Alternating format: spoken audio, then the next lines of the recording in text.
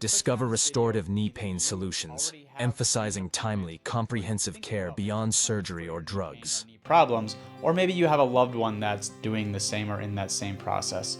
What I want to do is I want to give a short introduction as to a little bit about why we do what we do, a little bit about why it's so important to take a restorative function towards that knee instead of just jumping to drugs and surgery. And then the third thing, a little bit about how that first visit, what that's going to go like, and maybe what a little bit of the treatment actually occurs. And again, that's going to be different for everybody, but I want to give you kind of an idea to help you to understand. It's not just sending you home with some exercises. It's not just wait and see. It's not just make this feel a little bit better until you can buy time for surgery. There's nothing that can be done, or it's degeneration and it's just going to have surgery. I'm here to tell you that's not always the case. Osteoarthritis, degeneration, bone on bone.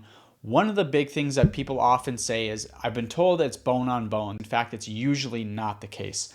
And the other factor that we talk about is the sooner you do something about a knee problem, the more likely that you're going to be able to be helped. And so this is where I really want to encourage people not to wait, to get in there, get the work done, and then support and maintain the progress and the function that you've made to give you a much better quality of life.